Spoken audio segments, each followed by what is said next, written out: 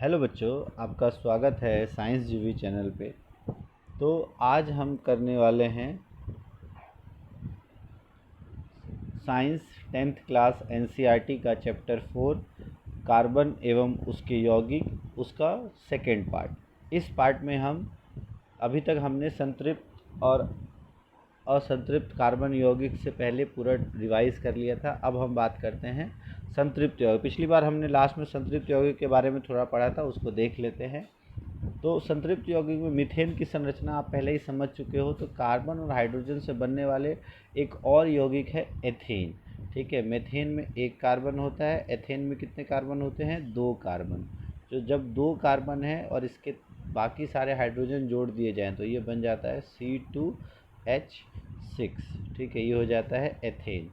तो सरल कार्बन यौगिक की संरचना प्राप्त करने के लिए सबसे पहले कार्बन के परमाणुओं को जोड़ा जाता है और फिर कार्बन की सेठ संयोजकता, मतलब कार्बन की 4 होती है। तो एक इसने बना लिया तो बचा है इसके 3, तो 3 इसके साथ हाइड्रोजन जुड़ जाते हैं, 3 इसके साथ हाइड्रोजन जुड़ जाते हैं। ठीक है, तो 3-3 परमाणु जुड़ के टोटल 6 हाइड्रोजन बन जाता है। तो इस तरह से हम बनाते हैं।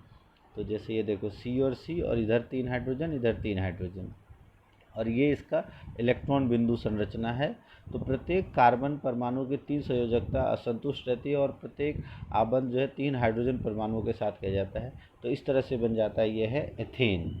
अब इसी तरह से तीसरा जो है वो है आपका प्रोपेन। प्रोपेन, तो प्रोपेन में आपके 3 कार्बन एक साथ जुड़े होते हैं। अब इनमें 3 कार्बन जुड़े हैं तो इधर इसके तो एक बॉन्ड बना है, 3 बॉन्ड बनाने हैं तो 3 हाइड्रोजन हो गए। इसके 2 बने हुए हैं तो एक और एक 2 हाइड्रोजन होंगे। यहाँ भी 3 हाइड्रोजन होंगे। तो टोटल यहाँ हाइड्रोजन हो जाएगा, यहाँ हाइड्रोजन, यहाँ, यहाँ, यहाँ और इधर। तो इसका जो अगर देखें तो फॉर्मूला 3 हाइड्रोजन हो जाएगा इसका। तो 3 हाइड्रोजन, सॉरी 3 कार्बन और हाइड्रोजन इसमें कितने हो जाएंगे? 8। 3 और 3 6 और 2 8। तो इस तरीके से ये जितने भी अच्छा, ऐसे पदार्थ जिसमें कार्बन और हाइड्रोजन ही हो, इनको हम हाइड्रोकार्बन्स भी कहते हैं। क्या कहते हैं हम? हाइड्रोकार्बन्स। तो जो भी संतृप्त हाइड्रोकार्बन्स है, ठीक है, संतृप्त हाइड्रोकार्बन जिसमें एकल एकल आबंध बनता है, उसमें उनको कहा जाता है, एक एल्केन नाम से जाना जाता है। आगे हम और डिटेल में पढ़ेंगे एल्केन। ठीक है, यहाँ तक हमने पढ़ लिया था। अब एक अन्य हाइड्रोकार्बन जिसका एक सूत्र है C2H4, कि अगर कार्बन कार्बन के साथ एकल आबंध ना बना के द्वि आबंध बना ले, तो अब यहाँ 2 आबंध इसके बन गए, इसको 2 और बॉन्ड बनाने हैं तो ये 2 हाइड्रोजन के साथ बॉन्ड बना लेगा। इसी तरीके से इसको भी 2 हाइड्रोजन के साथ बॉन्ड बना लेगा। तो इसका फॉर्मूला क्या हो जाएगा? C2H4। और इसको हम कहते हैं एथीन, इसको कहा जाता है एथीन। ठीक है, इसी तरीके से अगर 3 कार्बन में एक कार्बन ने डबल बॉन्ड बना लिया और एक कार्बन यहाँ है, तो अब जितना हाइड्रोजन इसके पास, एक हाइड्रोजन, यहाँ एक हाइड्रोजन, इसके पास सिर्फ एक हाइड्रोजन, और यहाँ भी 2 हाइड्रोजन, एक हाइड्रोजन यहाँ, एक हाइड्रोजन यहाँ और एक हाइड्रोजन यहाँ। तो इसमें अगर देखोगे 3 कार्बन में इसका फॉर्मूला हो जाएगा C3H6। तो ऐसे हाइड्रोकार्बन्स या ऐसे हाइड्रोकार्बन जिसमें डबल बॉन्ड हो या ट्रिपल बॉन्ड हो, ये कहलाते हैं असंतृप्त हाइड्रोकार्बन। और जिसमें सिर्फ डबल बॉन्ड हो, कम से कम एक डबल बॉन्ड हो, उसको हम कहते हैं एल्कीन। सामान्यतः उनको कहा जाता है एल्कीन। और ये एल्केन से अधिक अभिक्रियाशील होते हैं। ये यौगिक अधिक अभिक्रियाशील जो है वो एल्केन से नहीं होते हैं, अधिक अभिक्रियाशील नहीं होते। क्यों? क्योंकि डबल बॉन्ड तोड़ना थोड़ा सा मुश्किल होता है। तो अब हाइड्रोजन का एक अन्य सूत्र यही हमने कहा।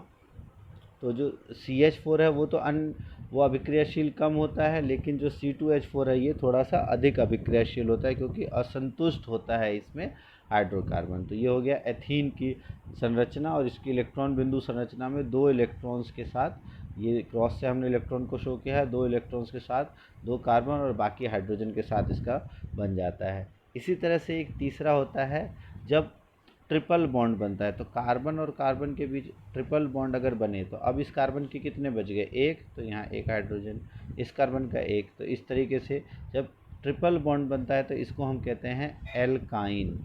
ठीक है, इसको कहा जाता है एल्काइन। और इस ग्रुप को, इस समूह को कहा जाता है एल्काइन। और 2 कार्बन वाले जब ट्रिपल बॉन्ड बनाते हैं C2H2 इसका फॉर्मूला, इसको हम कहते हैं एथाइन। क्या कहते हैं इसको? एथाइन। ठीक है, तो अब कार्बन कितने हैं उसके बेस पे अलग अलग नाम होता है। और ये जो है आपका एथीन और एथाइन, ये एल्कीन और एल्काइन दोनों क्या है? एल्काइन एक ग्रुप का नाम है, आगे और डिटेल में हम पढ़ेंगे। एथाइन कब है? जब 2 कार्बन का इस्तेमाल कर रहे हैं। तो जो 2 कार्बन दो डबल बॉन्ड का है तो एथाइन, और 2 कार्बन में हम एथ कहते हैं। ठीक है, और एथ में अगर सारे सिंगल बॉन्ड है तो एन हो जाता है एथेन एल्केन से, अगर डबल बॉन्ड है तो एथीन हो जाता है एल्कीन से, और अगर ट्रिपल बॉन्ड है तो एथाइन हो जाता है एल्काइन से। ठीक है, ये नाम पीछे जुड़ जाते हैं और डिटेल में हम आगे पढ़ेंगे जब हम इसके नाम के बारे में पढ़ेंगे कि कैसे उसका नामकरण होता है। ठीक है, तो कार्बन परमाणुओं के बीच अगर द्वि या त्रि आबंध बन जाता है तो ऐसे यौगिकों को हम, एक सेकेंड, तो अगर कार्बन परमाणुओं के बीच द्वि या त्रि आबंध बन जाता है तो ऐसे कार्बन यौगिकों को हम असंतृप्त कहते हैं। और ये संतृप्त की तुलना में अधिक अभिक्रियाशील होते हैं, ये आपको ध्यान रखना है। अब यहाँ से है आपका श्रृंखलाएं, शाखाएं एवं वलय। तो सबसे पहले अगर हम कार्बन के बेस पे नंबर ऑफ कार्बन परमाणु की संख्या के आधार पे अलग अलग संरचना होती है। तो एक को हम कहते हैं मेथेन, एक को हम कहते हैं मेथेन, मेथ। ठीक है, और एल्केन हो जाता है तो ये एन जुड़ जाता है एल्केन, मिथेन। 2 को कहते हैं एथेन, एथ कहते हैं इसको। 3 को, सॉरी एथ, ये नहीं आएगा, ऊपर नहीं आएगा। 2 को कहते हैं एथ, 3 को कहते हैं प्रोप, और एल्केन है तो प्रोपेन हो जाएगा। 4 को कहते हैं ब्यूट, क्या कहते हैं? ब्यूट, और एल्केन है तो ब्यूटेन हो जाएगा। 5 को कहते हैं पेंट, तो 5 कार्बन वाला एल्केन, यह जो संतृप्त है वो हो जाएगा पेंटेन। 6 को कहते हैं हेक्स, तो हो जाएगा हेक्सेन। 7 को कहते हैं हेप्ट, तो हो जाएगा हेप्टेन। ठीक है, 8 को कहते हैं ऑक्ट, अगर आप बाकी इसमें तो नहीं दिया फिर भी हम एक बार 10 तक देख लेते हैं। 8 को कहते हैं ऑक्ट, तो हो जाएगा ऑक्टेन। और 9 को कहते हैं नॉन, तो नॉन नेन हो जाएगा, नॉनेन अगर आपका एल्केन की हम बात करेंगे। और 10 कार्बन को कहते हैं डेक, तो हो जाएगा डेकेन। तो ये आपको पता होना चाहिए, ये इंपॉर्टेंट है, इसको नोट कर लो। तो अब अगर हम सबसे पहले संतृप्त यौगिक की बात करें तो संतृप्त यौगिक को अभी हमने कहा क्या कहते हैं हम? एल्केन, अगर सिर्फ उसमें कार्बन और हाइड्रोजन हो। तो अभी हम सिर्फ कार्बन हाइड्रोजन वाले बात कर रहे हैं, तो इसमें एल्केन कहा जाता है। तो पहला 1 कार्बन वाले को हम कहते हैं मिथेन, मिथेन। फॉर्मूला क्या हो गया? CH4। अच्छा, इसका जनरल सूत्र अगर देखो तो इसमें जो है इसका फॉर्मूला हो जाता है CnH2n+2। तो ये एल्केन का जनरल सूत्र होता है, सामान्य सूत्र। अगर आपसे मान लो सिर्फ फार्मूला पूछ लिया जाए 4 कार्बन वाले एल्केन का, तो 4 इसकी जगह रखो तो C4H कितना हो जाएगा? 4 दूना 8 और 10, तो C4H10 उसका हो जाएगा फार्मूला। और नाम क्या हो जाएगा? 4 कार्बन वाले को हमने क्या कहा? ब्यूट, तो इसका नाम हो जाएगा ब्यूटेन। तो अगर आप देखो एथेन, ये भी यही फार्मूला फॉलो कर रहा है। फिर प्रोपेन C3H8, ब्यूटेन C4H10, और इसमें कुछ नहीं करना है। C4 है तो 4 कार्बन के बीच में सिंगल बॉन्ड, बाकी सभी जगह हाइड्रोजन आप लगा दोगे। C3 है तो 3 कार्बन के बीच सिंगल सिंगल बॉन्ड, और बाकी सभी जगह हाइड्रोजन, जो जगह बच गई अपने आप ये स्ट्रक्चर बन जाएगा। C5 में 5 कार्बन, उन सब के बीच में एकल आबंध सिंगल बॉन्ड, और फिर सभी के बीच साथ हाइड्रोजन आप लगा दोगे तो फार्मूला ये बन जाएगा। इसी तरह से फार्मूला बन जाएगा। अच्छा, यहाँ आप कमेंट करो कि हेप्टेन का क्या फार्मूला होगा? हेप्टेन जो 7 कार्बन है उसका फॉर्मूला क्या होगा? और डेकेन का, ठीक है, डेकेन का फॉर्मूला क्या होगा अगर उसमें 10 कार्बन है? तो ये आप कमेंट बॉक्स में लिखो, देखते हैं आपको समझ में आया या नहीं। अब ये अगर हम बात करें, जब भी संतृप्त हाइड्रोकार्बन में 3 से अधिक कार्बन हो, मिनिमम जो कम से कम 4 कार्बन परमाणुओं वाले जो कंकाल जब बनाए, तो हमको पता चलते हैं कि जैसे मान लो 4 कार्बन को हमको एक साथ जोड़ना है, ठीक है। तो इसमें दो संरचनाएं पॉसिबल है कि ये जो दो तो एक साथ जुड़ी हों और एक इधर जुड़ जाए, एक इधर जुड़ जाए। ये 4 में पॉसिबल है, ठीक है। 3 में ये पॉसिबल नहीं है, क्यों? क्योंकि 3 में मान लो आप एक इसके साथ इधर जोड़ देते हो, एक इसके साथ इधर जोड़ देते हो, तो भी तो ये एक सीधी तीनों एक के साथ ही हो गए। आप इधर लेके जाओ सी, फिर यहाँ सी कर देते हो तो भी एक ही तरह के हो गए। तो कम से कम जो है 4 जब होती हैं तब शाखाएं बनती हैं और ब्रांचिंग पॉसिबल है। और ऐसे अब अगर हम देखें इस 4 का और इस 4 का जो फॉर्मूला है वो सेम हो जाएगा। अगर आप यहाँ पे हाइड्रोजन रखोगे, संयोजकता 3 4 कार्बन आपने यहाँ रखा, बाकी जगह हाइड्रोजन रखा, तो इसका जो सूत्र है वो हो जाएगा C4H10। और इसी तरह से आप यहाँ भी रखोगे तो भी इसका सूत्र हो जाएगा C4H10। तो सूत्र दोनों का समान है, बस दोनों की संरचना अलग है। तो ऐसे जो यौगिक जिनके सूत्र समान है बट संरचनाएं अलग हैं, इनको कहा जाता है संरचनात्मक समावयन। ये बहुत बार आ जाता है, इसको कहा जाता है संरचनात्मक समावयन। ये बहुत इम्पोर्टेंट है, इसको आप ध्यान से समझ लो, क्वेश्चन आएगा आपका। अधिकतर आपका 4 और 5 कार्बन वाला पूछा जाता है। तो 4 कार्बन का सिर्फ एक ही समावयन पॉसिबल है। 5 कार्बन वाले में आप अगर इसका C5H12 इसके कितने पॉसिबल है अगर हम देखें, ठीक है। तो ये देखो 1 2 3, सबसे पहले तो एक सिंगल ये चेन पॉसिबल है, बाकी जगह आप हाइड्रोजन लगा सकते हो। दूसरा अगर देखें तो 1 2 3 और 4। अब 5वां कार्बन यहाँ हम लगा सकते हैं, यहाँ भी लगाएंगे तो भी बराबर हो जाएगा, ठीक है। तीसरा जो है वो क्या हो जाएगा, C एक कार्बन ऊपर और एक कार्बन नीचे। तो इस तरह से 3 इसके संरचनात्मक समावयन संभव है। किसके? ये है पेंटेन के। तो पेंटेन के अगर आपको समावयन पूछे जाए तो ये 3 संभव है। इसमें कार्बन आपने बना दिया, बाकी जो भी है उसकी जगह आप हाइड्रोजन जोड़ दोगे। हर कार्बन के 4 आपको कंप्लीट करने हैं। इसी तरह से सीधी और शाखाओं वाली कार्बन श्रृंखलाओं के अतिरिक्त कुछ अन्य कार्बन के परमाणु वलय के आकार, वलय मतलब सर्कल में रहते हैं, ठीक है। ये एक रिंग बना लेते हैं, रिंग फॉर्म में, और अलग अलग तरह से बनते हैं। तो सबसे पहला है जो है वो है आपका साइक्लोहेक्सेन। तो इसमें अगर 5 कार्बन वाला एक वलय में आ जाता है, इसको हम कहते हैं, ये 1 2 3 4 5, और ये कहलाता है आपका साइक्लोपेंटेन। 5 कार्बन वाला कहलाता है साइक्लो, अच्छा इंग्लिश में साइक्लोपेंटेन है, ठीक है। और इसका सूत्र जो है, साइक्लो का सूत्र हो जाता है C5H10। ये 2 हाइड्रोजन कम हो जाते हैं, ये आपको ध्यान रखना है। और ये है साइक्लोहेक्सेन, 6 कार्बन है तो साइक्लो। अगर एक साइकिल में आ जाता है ना, साइकिल के पहिए की तरह एक रिंग में आ जाता है, तो इसी के लिए हम इसको साइक्लो नाम आगे दे देते हैं। और पीछे हेक्सेन है ही, ये पेंटेन, साइक्लोपेंटेन, ठीक है। अच्छा, एक स्ट्रक्चर होता है आपका बेंजीन कि ये जो साइक्लिक स्ट्रक्चर है, ये जो वलयनुमा आकृति है, ये असंतृप्त में भी पॉसिबल है। इसका एक बहुत इम्पॉर्टेंट उदाहरण है बेंजीन। बेंजीन में क्या होता है, 6 कार्बन जुड़े होते हैं इस तरह से षटकोण में, लेकिन इनमें एक ख़ास बात क्या होती है, ये देखो ये 3 हो गया, यहाँ 4 5 और ये 6।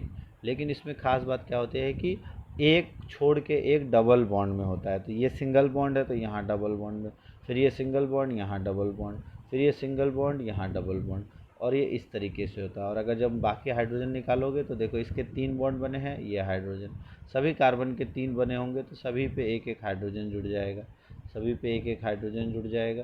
तो टोटल इसका जो फॉर्मूला हो जाता है वो हो जाता है आपका 6 कार्बन है और 6 हाइड्रोजन, तो C6H6 बेंजीन। तो ये बहुत इंपॉर्टेंट स्ट्रक्चर एग्ज़ाम के पॉइंट ऑफ व्यू से कहलाते हैं। अब ये सभी ऐसे पदार्थ जिसमें कार्बन और हाइड्रोजन ही है सिर्फ, ये कहलाते हैं हाइड्रोकार्बन। और इनमें से संतृप्त को हम कहते हैं एल्केन, असंतृप्त जिनमें दोहरे आबंध है उनको कहा जाता है एल्कीन, और जिनमें त्रि आबंध है उनको कहा जाता है एल्काइन। ये अभी हमने पढ़ लिया था अभी, ठीक है।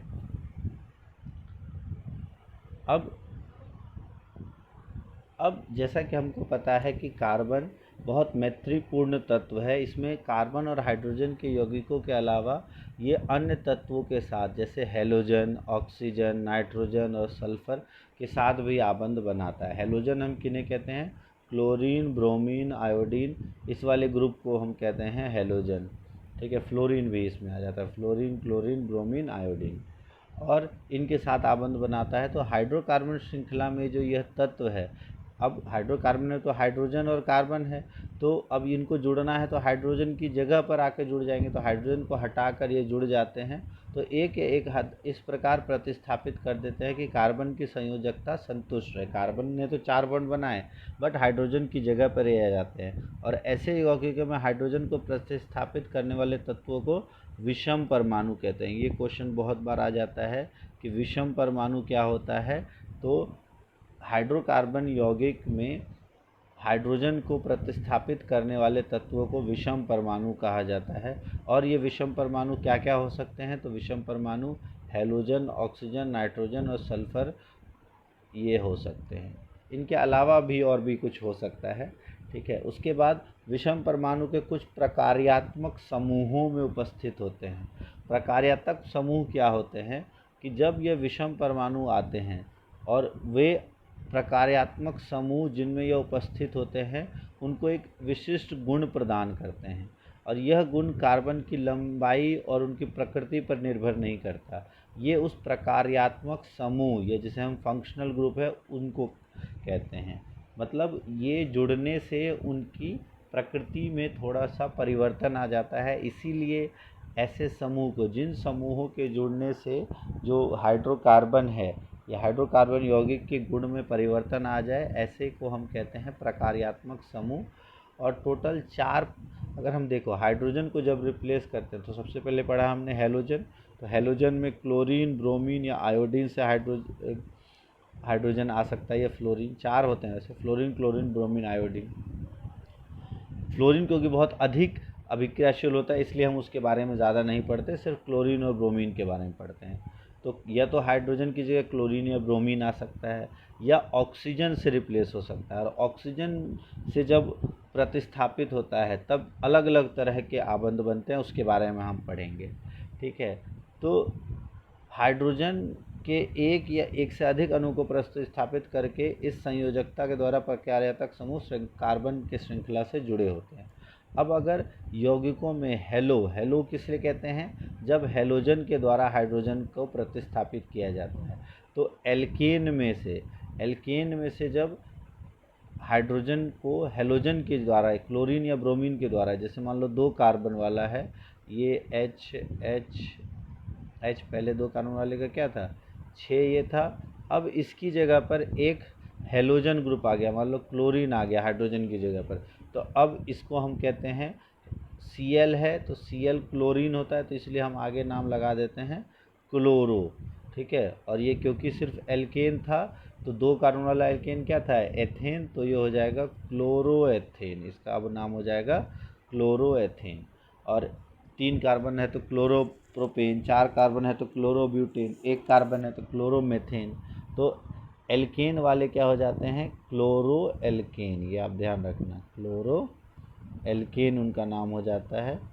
और इसमें हाइड्रोजन की जगह पर क्या आता है? क्लोरीन या ब्रोमीन। फिर अब अगर ऑक्सीजन की बात करें तो ऑक्सीजन 4 अलग अलग तरीक़ों से जुड़ता है। एक होता है ऑक्सीजन की जगह पर OH आ जाए, और जब OH आता है तो उसको हम कहते हैं एल्कोहल। क्या कहते हैं? एल्कोहल। जैसे आपका मीथेन है, मान लो H 4 है आपका, हाइड्रोजन हाइड्रोजन हाइड्रोजन, एक हाइड्रोजन की जगह पर OH आ गया, तो अब इसका नाम जो है क्या है? ये एक अब एक एल्कोहल आ गया, जिसमें भी OH ग्रुप आ जाए वो हो जाता है एल्कोहल। अब इसका नाम क्या हो जाएगा? 4 कार्बन था तो मीथेन नाम था, तो अब मीथेन, और जब एल्कोहल होता है तो ऑल नाम आ जाता है। ठीक है, नाम के पीछे ऑल आ जाता है तो ये हो जाएगा मेथेनॉल। मीथेन और ऑल, ये बन गया मेथेनॉल। 3 कार्बन वाला क्या हो जाएगा? प्रोपेनॉल। 2 कार्बन वाला एथेनॉल। अगला है एल्डिहाइड। एल्डिहाइड कब बनता है? जब एक हाइड्रोजन की जगह पर आपका COH ग्रुप आ जाए। ठीक है, हाइड्रोजन की जगह पर जब कार्बन डबल बॉन्ड के साथ जुड़ के और एक ये इस तरह का आ जाए तो इसको हम कहते हैं एल्डिहाइड। कीटोन जब बनता है तो जब C एक हाइड्रोजन की जगह पर C double bond O, carbon के साथ डबल बॉन्ड O ऑक्सीजन जुड़ के आ जाए, इसको हम कहते हैं कीटोन। और ये बीच में ही पॉसिबल है, क्योंकि इसमें ये बीच में कार्बन डबल बॉन्ड ऑक्सीजन बीच में आएगा। तो कम से कम इसके लिए कितने कार्बन पॉसिबल होने चाहिए? 3। तो सबसे कम से कम जो कीटोन पॉसिबल है वो 3 कार्बन वाला है, उसे हम क्या कहते हैं? एल्केन। 3 कार्बन वाला कौन सा है? प्रोपेन। तो उसको हम कहते हैं, कीटोन को हम ओन कहते हैं, तो प्रोपेनॉन हो जाता है। ठीक है, प्रोपेन और फिर ओन हो जाता है तो प्रोपेनॉन इसका नाम हो जाता है। तो सबसे सरल कीटोन जो बन सकता है वो बनेगा प्रोपेनॉन। फॉर्मूले में अलग चेंज आ जाएगा, वो हम आगे पढ़ेंगे। एल्डिहाइड जो सबसे सरल, वो आपका देखो C डबल बॉन्ड O यहाँ है, फिर एक हाइड्रोजन है। अब इसके साथ देखें तो एक हाइड्रोजन हम लगा के कार्बन का भी बैलेंस पूरा हो गया, तो इसको हम कहते हैं मीथेन। और एक और आ गया तो मेथेनल, मेथेनल अल जुड़ जाता है एल्डिहाइड में। कीटोन में ओन जुड़ जाता है। कार्बोक्सिलिक अम्ल में कार्बोक्सिलिक अम्ल जुड़ जाता है। ओइक एसिड, इसमें क्या जुड़ जाता है? ओइक अम्ल जुड़ जाता है। तो 2 कार्बन वाला हो जाएगा तो इथेनोइक अम्ल। 3 कार्बन है तो प्रोपेनोइक अम्ल। उसके बारे में डिटेल में हम पढ़ेंगे नेक्स्ट क्लास में, नेक्स्ट पार्ट में। अब हम देख लेते हैं समजातीय श्रेणी। समजातीय श्रेणी बहुत आसान है कि जब कार्बन की श्रृंखलाएं बनती हैं तो चाहे वो प्रकार्यात्मक समूह के साथ जब प्रतिस्थापित करके बन जाता है, जैसे अल्कोहल जैसे प्रकार्यात्मक समूह की उपस्थिति अलग अलग कार्बन यौगिकों के गुणधर्म को तय करती है। तो इसमें कार्बन की श्रृंखला चाहे कुछ भी हो, अल्कोहल आने से उसकी जो गुण है उसमें चेंज आ जाता है। ठीक है, लेकिन अब कार्बन की जो संख्या है वो अगर बढ़ रही है तो कितने का अंतर आता है? तो यौगिकों की ऐसी श्रृंखला जिसमें सिर्फ कार्बन श्रृंखला में स्थित हाइड्रोजन को एक ही प्रकार के प्रकार्यात्मक समूह प्रतिस्थापित करते हैं। जैसे यहाँ OH है, बाकी सभी में देख रहे हो OH सभी में है, बाकी OH के द्वारा ही प्रतिस्थापित हो रहा है। तो ऐसे समूह को हम कहते हैं समजातीय श्रेणी। और इनमें जो अंतर होता है वो होता है सिर्फ CH2 का। जैसे आपका है मीथेन, CH4 था, एथेन है आपका C2H6। इन दोनों में अंतर देखो कितने का है? 1 कार्बन 2 हाइड्रोजन का। फिर अगर आप प्रोपेन की बात करो C3H8, इसमें भी अंतर कितने का है? CH2 में। इसी तरीके से इनमें भी अंतर CH2 का ही होता है। चाहे आप मिथेनॉल की बात करो CH3OH, और इथेनॉल की बात करोगे C2H5OH, इनमें भी अंतर कितने का होता है? CH2 का। तो ऐसे यौगिक जो समजातीय श्रेणी है इनमें कितने का अंतर होता है? CH2 का। ठीक है, और इसी तरह से प्रोपेन और ब्यूटेन में भी यही अंतर होगा। और अगर हम परमाणु की भार के हिसाब से देखें तो CH2 का मतलब कार्बन का 12, CH2 तो कार्बन का 12, हाइड्रोजन का 2, तो 14 U का अंतर होता है। 14 U परमाणु द्रव्यमान का अंतर होता है। CH2 का मतलब कितने परमाणु द्रव्यमान का अंतर? 14 U परमाणु द्रव्यमान का अंतर। तो इस तरीके से हम लिख सकते हैं। अब तीनों के सामान्य सूत्र जो हमने पढ़े थे, एल्केन का जो सामान्य सूत्र था, एल्केन का सामान्य सूत्र आपको बताया था। एल्केन का सामान्य सूत्र है CnH2n+2। ठीक है, एल्कीन जब एक कम से कम एक डबल बॉन्ड आ जाए तो उसका सामान्य सूत्र हो जाएगा CnH2n। और एल्काइन जब एक ट्रिपल बॉन्ड या त्रिआबंध आ जाए तो एल्काइन का सूत्र हो जाएगा CnH2n-2। तो इन तीनों सूत्र से आप नंबर ऑफ कार्बन के बेस पे बता सकते हो।